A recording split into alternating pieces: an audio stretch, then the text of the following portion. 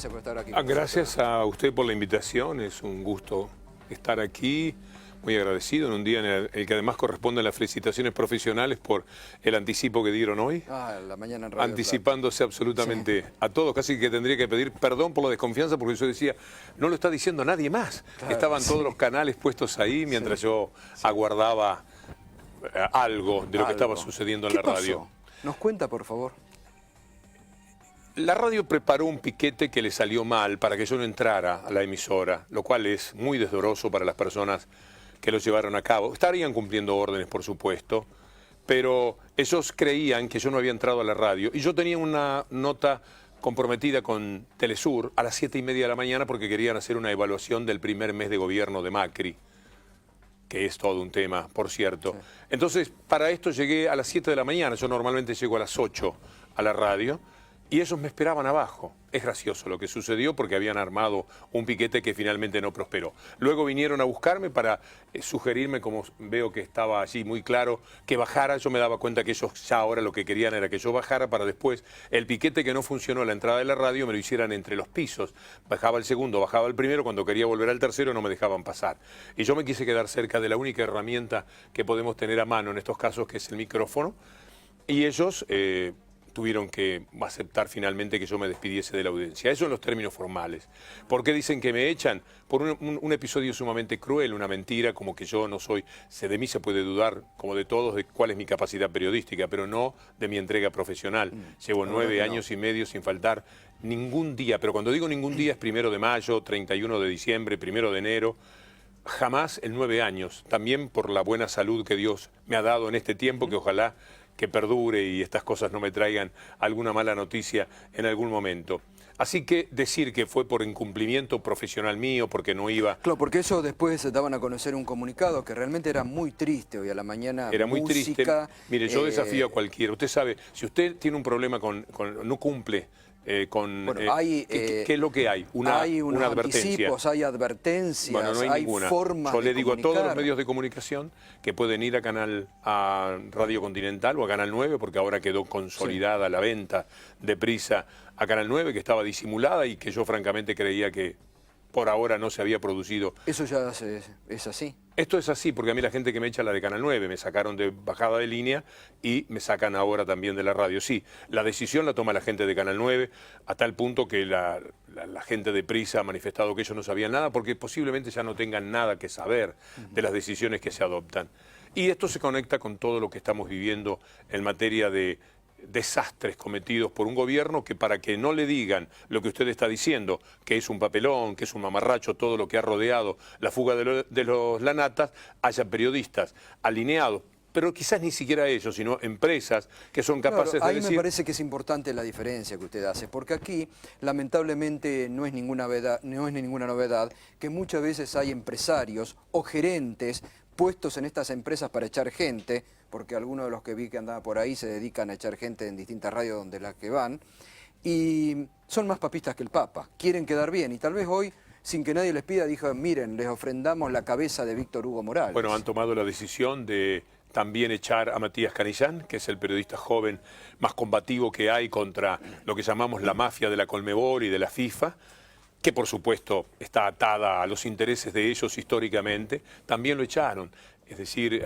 y echaron al humorista Stoppelman y a Cintia García. Han hecho un desastre verdaderamente, porque no quieren en esa radio, que se siente débil, que es una radio de extranjeros y que por lo tanto tiene que hacer muy buena letra, no quieren quedarse afuera de la pauta publicitaria sin la cual, sobre todo las radios, no pueden vivir. Ahora, yo lo escuché la semana pasada, creo que fue usted, no me acuerdo si fue la semana pasada o el 31, que usted se estaba diciendo que estaban muy contentos de seguir durante todo este año en la programación de Radio Continental. Sí, yo estaba contento. ¿Pero había tenido alguna advertencia? No, en absoluto, al contrario. Lo que había tenido era una constatación de cuánto deseaban que yo me fuera de la radio. Pero yo pensé que iban a cumplir el contrato y que no iban a cometer... ¿Le habían manifestado este dilate? De una manera curiosa. Antes de las elecciones, antes de que tuviéramos este estado de cosas en el que yo, creyendo lo que creo de la derecha, que es antirrepublicana, antijurídica y antidemocrática, siempre, aunque cínicamente,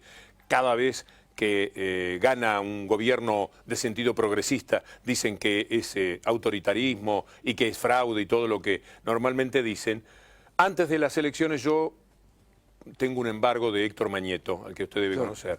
Ese embargo está complicando seriamente mi vida económica, en el sentido de que yo me quedo con una tercera parte y un poquitito más de mi salario. Entonces yo fui a la radio buscando, hagan algo, porque esto es muy injusto lo que me está sucediendo, mejórenme la situación, o páguenme todo el año junto y me voy. Era un estado de cosas completamente distinto. Cuando gana Macri, ahí la radio se decide a que yo me tenía que ir. Y me hacen una oferta, Gustavo, que por delicadeza con los números y con el oído de la gente, no se puede decir, de millones de pesos para que me fuera. Para que se fuera. Increíble oferta, la mejor oferta de toda mi vida profesional, al cabo de 52 años de profesión, era para que me fuera. Entonces yo me di cuenta que tenían mucho interés en que yo no estuviese allí por mi discurso, porque a ellos tampoco les gusta, porque yo no soy una persona que me maneje con obediencia de la línea editorial que tiene la radio, y muchas veces he sido crítico de la propia línea editorial. Bueno, me di cuenta que no querían que estuviese, pero nunca pensé que iban a llegar a esto, que sin decir agua va, motivó una actitud para mí bochornosa que hace a nuestra profesión, hace a la libertad de prensa y hace a la libertad de expresión y hace a la calidad democrática menguada, opacada, eclipsada que tenemos en estos momentos. Sí, además, mientras usted estaba llegando lo decía, ¿no? De la peor forma en que se puede despedir a un trabajador, no dejándole ni siquiera despedirse de su audiencia. ¿Cuántos años fueron? 30 años, que se cumplen ahora el 1 de febrero. 30 años entrando y saliendo por un lugar que a uno se le convierte en algo muy querido, y echado de la manera que ocurrió por dos personas. No tengo absolutamente nada contra ellos, yo los entiendo. Ellos están ejecutando una novedad, uno de ellos estaba blanco, estaba sufriendo, padeciendo lo que le tocaba hacer, porque además me querían llevar con mentiras a un piso de abajo, porque me decían, ¿podemos bajar al piso, al otro piso a conversar? Digo, pero conversemos acá, decía yo. Dice, no, es que es una cosa... Vení, entonces lo sigo por un momento a uno de ellos, un muchacho que se llama Julián Julián Echeverría, y entonces le digo, ¿pero de qué es que querés hablar? De lo de Clos. Entonces me di cuenta que era una tremenda mentira, que no a nadie podía tener urgencia. Encima con infantilismo. Con un infantilismo, sí, pero comprensible porque estaban ellos también muy nerviosos por lo que tenían que consumar. Ha sido ciertamente muy penoso, muy doloroso lo que ocurrió. Mi solidaridad y mi agradecimiento porque siempre en la mañana hubo espacio para todos los conflictos que hubo en medios de comunicación que suelen justamente ser acallados en los medios de comunicación, y siempre estuvo tu palabra de aliento, de apoyo y el espacio, sea el medio que fuera el que tuviera el conflicto. Pero me interesan los dueños, porque la verdad que todos teníamos la idea de que Continental seguía siendo de Prisa, el grupo español dueño del país.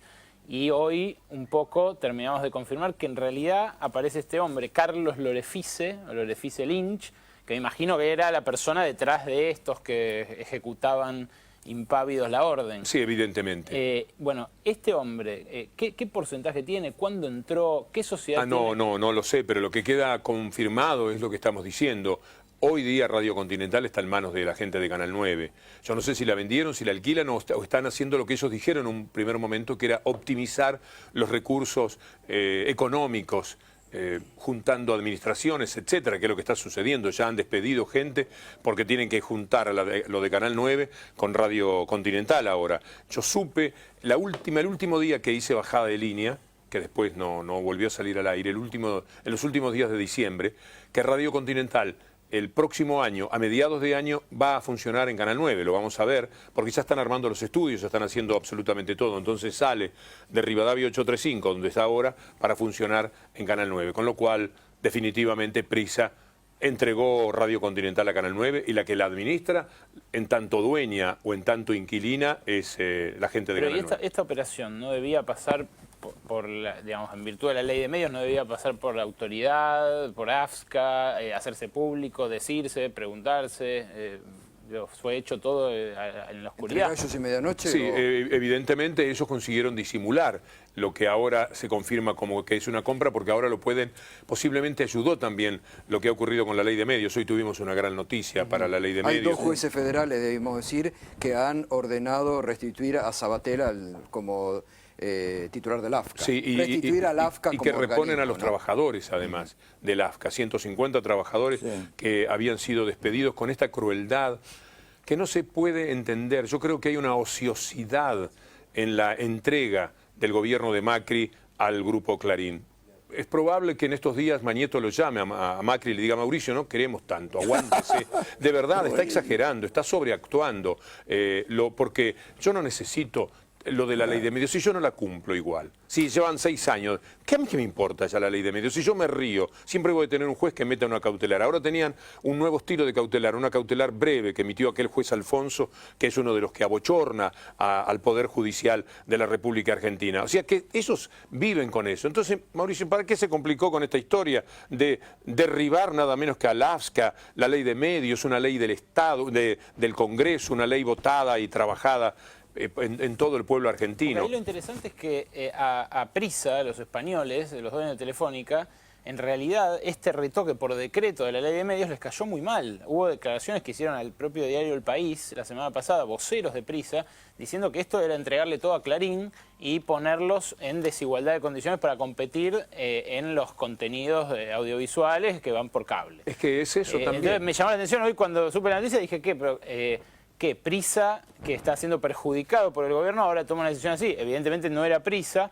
pero además debe haber intereses empresariales que, digo, el gobierno de Macri hoy queda como censurando por el hecho de que vos no estés más al aire. Bueno, no cabe ningún tipo de duda. Claro, Esto es una correspondencia no creo que a ellos plena les guste con lo que tampoco. hicieron con 678. Han quitado todas aquellas voces de empresas donde ellos podían incursionar y en otras han intentado y no han podido prosperar todavía, para que haya un alineamiento. De otra manera, ellos necesitan que en esta vergonzosa actividad que desplegaron para capturar a Lanata y compañía, se diga que es la lucha contra el narcotráfico. La lucha contra el narcotráfico. Gustavo, cuando hemos visto que la verdad, hoy yo le decía a la mañana, verlos en el estado en que estaban estos tres, en Pata y en Alpargata y reculando y ya entregándose, la verdad que dista mucho de lo que ha sido el Chapo Guzmán, que ahí sí está el narcotráfico. A Lanata lo capturaron a caballo, caminando por la ruta. No, fue prácticamente a tocar el Han timbre de la inventado comisaría. todo. Primero que había una protección, no tuvieron piedad con Aníbal Fernández, al que desalojaron del triunfo que podría haber obtenido en la provincia de Buenos Aires con una acusación que no se puede presentar, que hay que hacer ya no mal periodista, sino muy mala persona para llevar a cabo, con la acusación de un condenado a perpetua por asesinatos y que esa persona mereciera la confianza como para adulterar la democracia y determinar el triunfo de un partido político sobre otro partido político. Pero no conforme con eso, lo acusaron a Aníbal Fernández de ser el responsable. Primero, porque Aníbal Fernández lo sacaba para matarlos, ¿se acuerdan? Y Lanata salía para que lo mataran, de sonso que es. Después dijeron no, era para protegerlo, para ayudarlo. Hay conexiones políticas. Hicieron títulos enteros con el señor Mayo, de Quilmes, etcétera, porque supuestamente había conexiones políticas. Y además, ahora, y después estaba todo el narcotráfico atrás ayudándolos y andaban poco menos que descalzos por los maizales argentinos, tratando de sobrevivir un poco más, ya casi deseosos de que los encontraran, porque para dónde iban a ir en esas condiciones en las que estaban. No, y además que hay todavía sobre este tema en particular, que después lo vamos a hablar con los invitados que tenemos ahora para la segunda hora, todavía puntos por aclarar, porque si es verdad que la ministra Patricia Bullrich estuvo a solas conversando con el señor Cristian Lanata, es de una gravedad muy grave institucionalmente. Además ya los abogados están diciendo que van a plantear nulidades al momento de las distintas declaraciones de Cristian Lanata, porque no se sabe qué es lo que hablaron en esa reunión privada en el aeropuerto antes de que se lo entregue a la justicia. Porque ni siquiera había un juez, ni siquiera había un fiscal, ni siquiera había un abogado presente en ese momento. Sí, es un papelón muy grande. Lo hubiera sido, así hubiesen encontrado los tres juntos, cosa que fue el anuncio que habían realizado. La gente se ha basado, algunas críticas, en que fracasaron, habían capturado solamente a uno. Pero si hubieran capturado a los tres, que ese episodio fuera señalado como un gran triunfo del gobierno, después de 2 semanas buscando a 3 forajidos que no tenían dónde caerse muertos, inventando cualquier cosa, tirándole el fardo a Aníbal Fernández, tirándole el fardo a personas que no tenían ninguna relación, que ni siquiera conocían a los Lanata. Eso ya era un papelón, Gustavo. Víctor Hugo, volviendo a su tema. ¿Les puedo hacer una preguntita? Sí, tomando en Fernando cuenta el 49% de la gente, lo que votó el 49% de la gente, ¿no tendría la obligación el gobierno de poner 678, no necesariamente en un canal privado, en la televisión pública, para respetar la voluntad y el deseo y las ganas del 49% de argentinos? El lugar natural de 678 es la televisión pública. Tendría que estar el ahí. lugar natural es ese.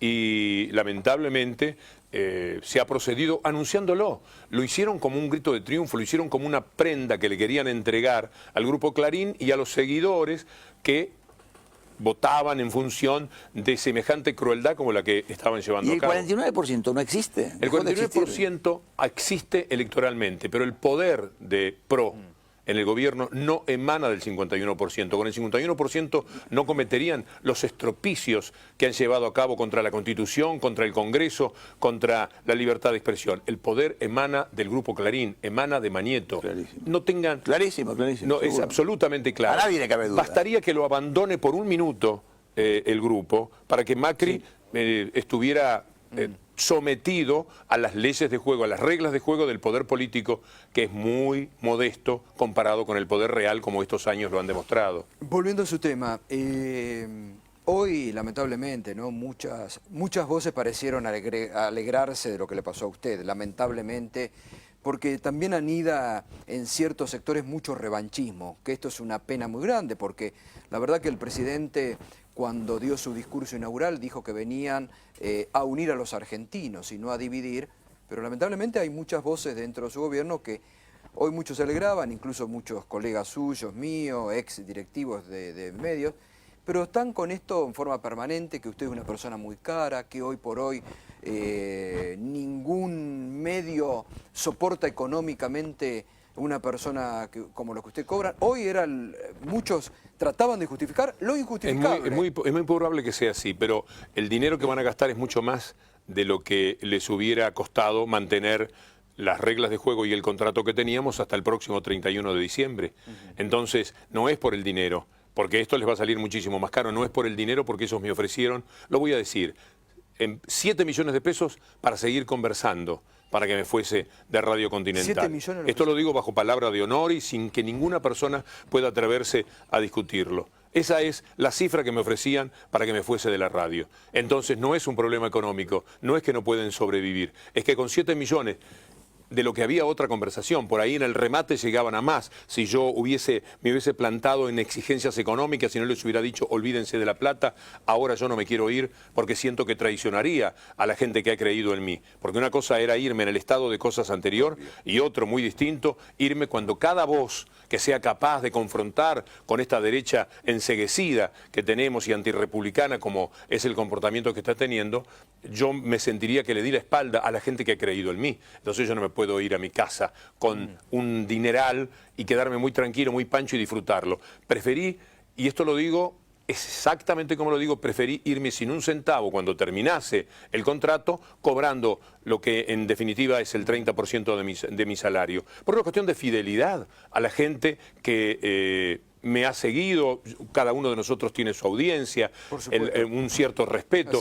Uno deja de ser uno es uno y así como decíamos uno y su circunstancia, decimos uno y los otros. Y los otros son nada menos que esa gente que tiene necesidad de escuchar de vez en cuando algo que se oponga al discurso mediático, aquel que era dominante y este que ahora directamente no ha dejado casi No, además, sí, vereda de la enfrente. verdad que pese a algunos calificativos con los que nunca estuvimos de acuerdo, gracias a Dios, desde el 83 a la fecha, pero sobre todo en los últimos años, hemos tenido una pluralidad de voces donde podíamos escuchar de todo, ¿no? Menem es un nene de pecho comparado con esto. A Menem lo atacaron durísimamente, sobre todo en el segundo gobierno que realizó. No había este control. Pero no pudo avanzar con muchas de las cuestiones que quería hacer, ¿se acuerdan? Absolutamente, sí.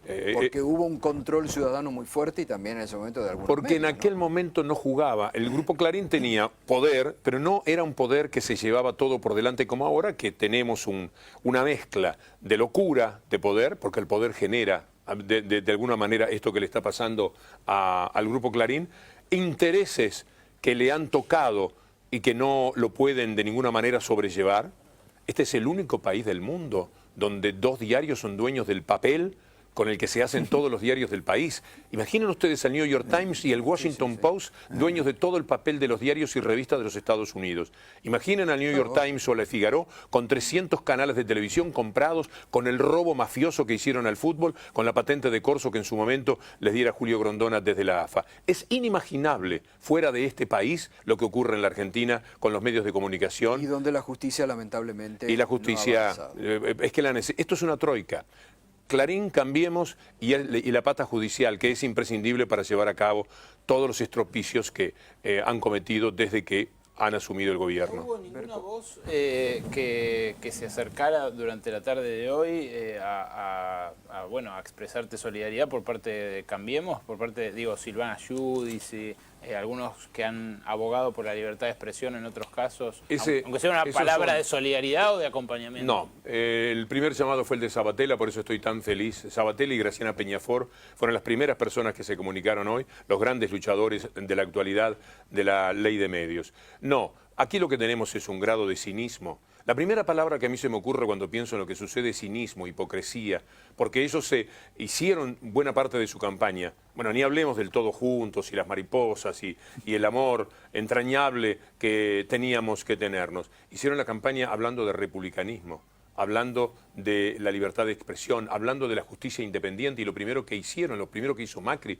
fue sacarse el tema de las escuchas de encima, a través de la presión que tienen sobre los jueces federales. Pregúntenle a Canicova Corral, ojalá que viniera un día aquí y que diga él cómo le pidió la renuncia Lorenzetti, personaje absolutamente nefasto, condenado por el Grupo Clarín a la condición de vulgar delincuente de provincia cuando escribieron el 5 de diciembre del 2013 lo que escribieron y lo asustaron para siempre y lo tienen allí a su disposición para hacer lo que ahora ellos quieren llevar a cabo, que es quedarse con todo y un poco más, como lo están haciendo. Lo que pasa, a mí me da pena que estas cosas distraen, es mucho más grave todavía, o tan grave como lo que me sucede a mí, ni hablar de lo de la ley de medios, pero es gravísimo el desembarco de todos los CEOs de las empresas privadas en el Estado. Es terrible que Cabrera sea el ministro de Producción cuando Cabrera es el hombre que instrumentó la entrega de las netbooks de parte de Clarín al gobierno de la Ciudad de Buenos Aires. Es nefasto que esté el señor Quintana como número 2 del gabinete, de la jefatura de gabinete al lado de Marcos Peña, cuando ese señor Quintana es nada menos que el hombre que consiguió que Pharmacity, cuando la legislatura votó que las farmacias se tenían que comportar de otra manera en el mostrador, con el farmacéutico al lado, a Pharmacity no le convenía, y Quintana fue el que hizo el lobby para que Macri vetara esa ley. Entre los muchísimos vetos de Macri, que ahora se destaca por los decretos, entre los muchísimos vetos está este, y estos son los funcionarios que tienen, 4 o 5 hombres de Techin, Pharmacity, ni hablemos de Clarín, que en todos los lugares hay un hombre de Clarín, de Pharmacity, de Pegasus, de todo del Deutsche Bank, de Banco Galicia, todos los elementos dominantes de las empresas han recalado en el Estado. Todos los que antes hacían lobby para los intereses privados ahora están en el Estado, atendiendo ellos, ya sin necesidad de hacer lobby, los propios intereses que llevan adentro del Estado. Eso es tremendamente grave. Otro de los argumentos, porque quiero charlarlo con usted, que trataban para justificar lo injustificado, muchas voces hoy que justifican todo, es que una empresa privada, bueno, con su contrato puede hacer lo que quiera. Las empresas privadas no existen en los términos en los que pretenden. Las empresas privadas, sobre todo si hablamos de las radios, tienen una gran relación con la pauta publicitaria. La pauta publicitaria también es aquello que de una manera hipócrita algunos medios de comunicación suelen decir es el dinero de los argentinos, es el dinero de todos, que es un caballito de batalla que han tenido siempre.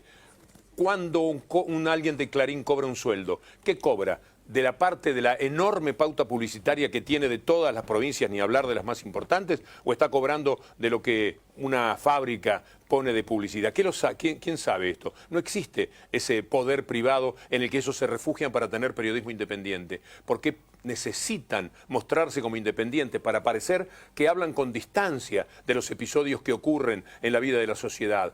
Y no es así, son parte de esos intereses. Ellos hablan de periodismo independiente porque esto supone que es una manera de jugar como fiscales que actúan en el nombre de la gente. Y lo que en realidad son es personajes que se han lanzado a controlar absolutamente todo desde los medios de comunicación con los intereses económicos que ellos conllevan permanentemente. ¿Ha tenido tiempo para pensar en este día qué va a hacer de su vida a partir de mañana? No. Mañana están todavía convocando todavía no tengo ni la tristeza que seguramente voy a tener. Aún no siento el vacío natural que va a tener la mañana de la próxima jornada para mí. Todavía no, porque estoy un poco entre la perplejidad y el deseo de participar fuertemente, férreamente, en este momento con oportunidades como esta que me brindan ustedes, de poder decir cómo pienso yo las cosas y debatir de la manera que sea necesario para que la gente por lo menos se informe debidamente, para que la gente eleve su lucidez y su conocimiento de lo que sucede en la Argentina. Aquí están ya avasalladas el sentido republicano cuando se desobedece por completo, se saltean como lo han hecho al Congreso Nacional. Aquí la justicia se ha convertido en una justicia de risa en función de lo que han sido las primeras medidas que el gobierno de Macri consiguió con el tema de las escuchas. Con el testimonio de Montenegro, que dijo, no, yo lo elegí, Alfino Palacios. Consiguieron que con eso el juez dijera, ah, bueno, después de haber pensado en el juicio oral y todo, bueno, entonces si es así, vamos a desincriminarlo al presidente de la República. Que por ser presidente de la República eso se entiende que no podía estar procesado después que pudo ser candidato. Todo es una gran vergüenza, una manera muy cínica de comportarse. Mañana están convocando a una manifestación en su apoyo. Sí, voy a ir. A mí me cuestan mucho. mucho esas cosas. Yo soy una persona increíblemente tímida dentro de todo, como cualquier persona. Yo creo que cualquiera se imagina abrumado por esa circunstancia. Pero voy a estar. Voy a estar porque sé que tengo que ver con la reacción de la gente. Pero sobre todo voy a estar para que se levanten banderas en función de lo que estos jueces hoy dictaminaron por la ley de medios. ¿Alguna entidad periodística de la Argentina ha emitido un comunicado? No, yo no ¿Se han tengo ninguna comunicado aspiración. con usted? FOPEA es un brazo extendido de Clarín que no tiene absolutamente ninguna relación con la pretensión que tiene, fundado además por Santoro, que es el personaje del periodismo más complicado y que más fuertemente ha mentido durante el 2015. Es una manera de ser que a mí, si me apoyan, francamente, no me parece que resulte relevante y no creo que lo hagan. ADEPA son ellos, ADEPA es Mañeto, la CIP son los Mañetos de nuestro continente, por lo cual no aspiro ni deseo absolutamente nada de ellos. Me alcanza con la gente, me alcanzan con los colegas, que puedan de alguna manera separarse de las viejas antinomias y de los rencores y de los celos, que como en toda profesión existe. Y que, sí, lamentablemente en esta existen muchos, sí, ¿no? Pero bueno, Sí, Víctor Hugo hay se que expresó, separar las cosas. sí se expresó hoy, y yo también, como te decía al principio, me hago parte de eso, la solidaridad del Sindicato de Prensa de Buenos Aires, tanto con bueno, vos eso sí vale. como con Matías Canillán, porque de verdad han estado siempre en la difusión de conflictos y los delegados de los otros medios lo reconocen. Pero ¿qué otra cosa podemos hacer los periodistas? Sino protegernos. Lamentablemente Estamos es raro. en manos de los dueños de los medios, que son el verdadero poder. Aquí lo que existe es libertad de empresa. Y algunos periodistas, 10 o 20, que consiguen tener lo que llamamos chapa, lo que llamamos credibilidad frente a la opinión pública, para poder salirse de la línea editorial que quisieran marcar todas las empresas, porque les gustaría hacerlo. Pero a veces, en la competencia, tienen que recurrir a periodistas cuyo grado de independencia es mayor que el que ellos están dispuestos a conceder. Esta es la única diferencia que hay con la libertad real, que es libertad de empresa y no libertad para nosotros los periodistas. Entonces tenemos que estar fortaleciéndonos en este caso. Cualquier miseria que nos acompañe, que nos envilezca en la observación de episodios como estos, en realidad juega contra nosotros. Porque hoy es conmigo, mañana va a ser con otro. Por eso jamás he dejado de hacer visible el episodio, aún en empresas que trabajo. Yo cuando paran los operadores de Radio Continental, jamás hice mi programa, porque yo no puedo dejar de que se haga visible. Cuando uno dice, soy solidario con mis compañeros que están de paro, pero adelante y le hago señal al otro operador, al jefe que tiene que lamentablemente trabajar y hago mi programa. Yo no estoy permitiendo que sea visible el drama que están viviendo ese día mis compañeros que están de huelga. Y así, si es con el propio, imagínense con los otros medios de comunicación. Ahora está el Grupo 23, con el que yo tengo una relación casi de cariño porque estoy desde el primer día. Fui de los convocados al Grupo 23. Pero allí hay un desbarajuste enorme. Se denuncia la posibilidad de un vaciamiento. Sí. Allí hay empleados que no cobran hace meses. Y no estoy hablando de personas con mi solvencia, porque yo también tengo una situación complicada en ese sentido, pero no tiene el peso que tiene la de los trabajadores. ¿Cómo yo podría, por la relación que uno establece mucho más con el dueño de la empresa que con los empleados, a los que conozco solamente a los de deportes, cómo yo podría no hacer visible una situación de injusticia de trabajadores que han apostado y que han dado su vida, su trabajo en esos medios de comunicación? Yo quisiera que cada periodista no sienta que el refugio, que la guarida es la de los celos y la de los conflictos que podamos tener entre nosotros. Somos muy poquita cosa, somos hojitas en el viento, los periodistas. El poder está perdón que estoy un poco largo ahora, no, está en los medios de comunicación y de esto tenemos que tomar nota y frente a esto es que tenemos que ser muy solidarios. ¿A usted no le cabe en duda que pidieron su cabeza del poder político? Es una derivación inevitable de lo que el poder está. En estos días se está tratándose la pauta publicitaria, ustedes lo saben. Todos los medios están rondando, peleando por su pauta para el año próximo. Basta una conversación.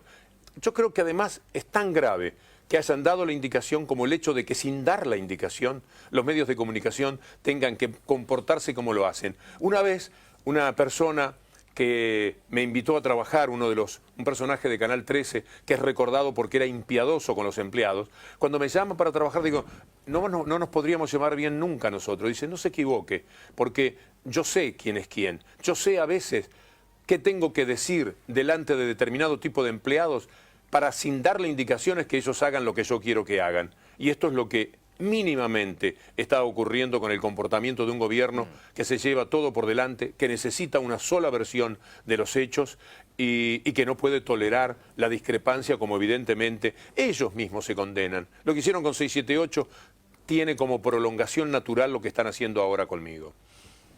¿Berco?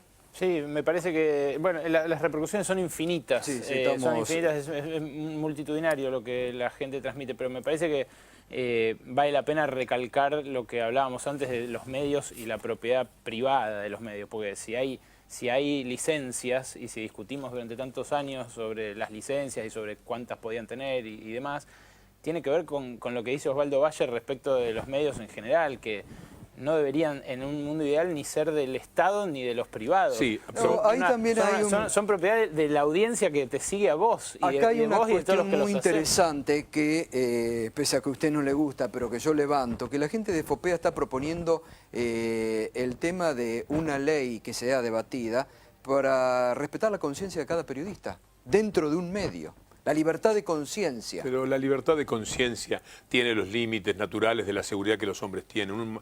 No estoy de acuerdo, Gustavo. FOPEA estuvo contra la pretensión de darnos nosotros un código de ética, así como los medios de comunicación tienen manuales, que los periodistas se reunieran y dijeran, mira, hay cosas que no se pueden hacer, hay cosas que son amarillistas, hay, bueno, mil cosas que darse un código y salieron ellos a rebatir esto. No es FOPEA, no tiene la autoridad FOPEA. Por otra parte... Además es auspiciado por los grandes medios, FOPEA, en todos sus eventos. Estos son los grandes medios. Yo lamento que hay gente que... Todos necesitamos un grupo de pertenencia en la vida. No podemos vivir sin pertenecer a algo. Y muchísimos periodistas acompañan FOPEA sin darse cuenta qué es lo que han hecho en la cúpula en todos estos años. Ahora están con el perfil mucho más bajo porque creo que se dan cuenta de que nosotros hemos entendido al juego con el que se corresponde. No es FOPEA una entidad que pueda hablar de comportamientos éticos, etcétera, porque lo menos que puede hacer un periodista es pronunciar desde dónde habla, desde qué lugar. Pero ibas a hacer una reflexión respecto de la propiedad de los medios de comunicación. ¿Vos tenés algo pensado a ese respecto? Digo, ¿cómo se podría evitar que esto sea visto desde el sentido común de mucha gente como un problema entre privados? y que eso soslaye tus oyentes, tu trayectoria, ese diálogo cotidiano, ese fenómeno comunicacional que se produce, que yo soy economista, es muy superador del fenómeno económico de la publicidad. La ley de medios nos abría el juego a que los periodistas podamos, porque lamentablemente además los grupos periodísticos no son en general, son muy pocos los que son periodistas de verdad. Clarín es un grupo de contadores públicos que no tienen ninguna referencia con la ética. Es contador público Manieto, es contador público Aranda, es contador público Pagliaro. No tienen nada que ver con el periodismo. Jamás escribieron una nota. No sabrían quizás redactarla en los términos periodísticos que corresponde. Y así, lamentablemente, muchos medios, porque ¿qué son los medios? Los medios son el desembarco de los intereses en el mundo capitalista, en el mundo neoliberal, de aquellos que tratan de dominar la opinión. Históricamente los medios se corresponden con eso, para desde allí operar políticamente. Clarín es un diario en su origen profundamente político, lo cual no era un obstáculo para ser respetuoso de Clarín, como hemos respetado hasta que la nación entró en la locura clarinista de mentir como ha mentido, de una forma en la que se les fue la ética también como si se hubieran desfondado.